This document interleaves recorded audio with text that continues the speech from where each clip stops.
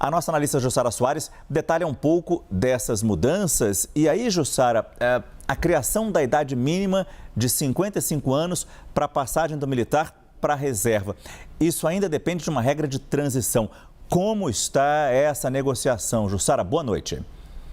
Boa noite, Márcio, e a todos que estão aqui conosco. Exatamente. Olha, a idade mínima de 55 anos para militares será cumprida, e isso está corretíssimo.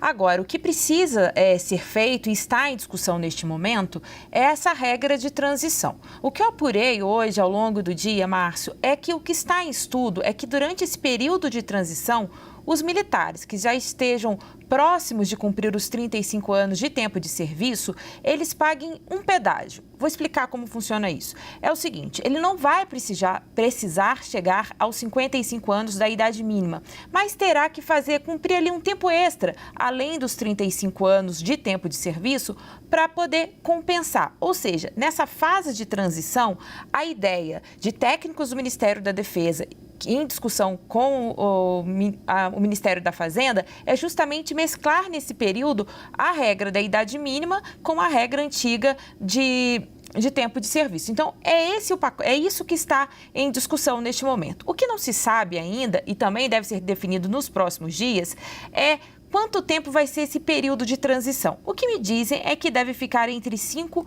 e 10 anos para esses militares. Depois disso, todo mundo terá que cumprir ali os 55 anos de idade mínima para passar para a reserva, que é como chamada a aposentadoria dos militares. Então, esse é um trecho bastante importante aqui dessas negociações e, segundo eu apurei, deve estar nesse projeto de lei a ser enviado pelo governo, né? Essa regra de transição deve estar nesse projeto do governo, mas tem alguns detalhes da carreira que aí ficarão para ser decididos na legislação interna das Forças Armadas. Márcio. E aí, Jussara, como é que funciona essa transferência de pensão entre parentes de militares que vai acabar? Segundo o pacote, vai acabar.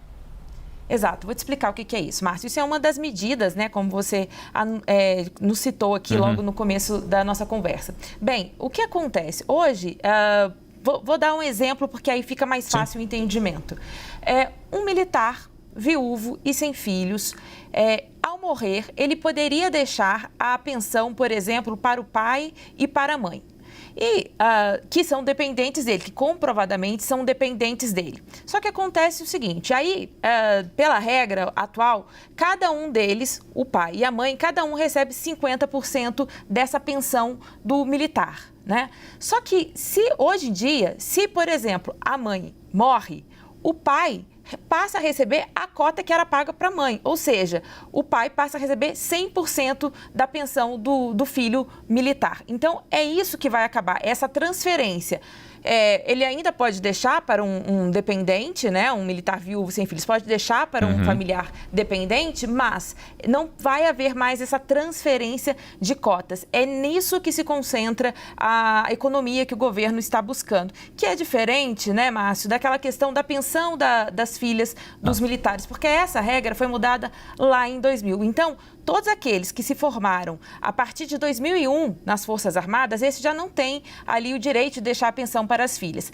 Todos os militares que antes de 2000 estavam na ativa, eles puderam optar ali para deixar, para pagar um percentual da sua remuneração de 1,5% para que as filhas tenham o direito. Então, essa regra, essa pensão já teve uma mudança lá atrás, mas ainda será pago durante um período porque houve essa regra de transição também, Márcio.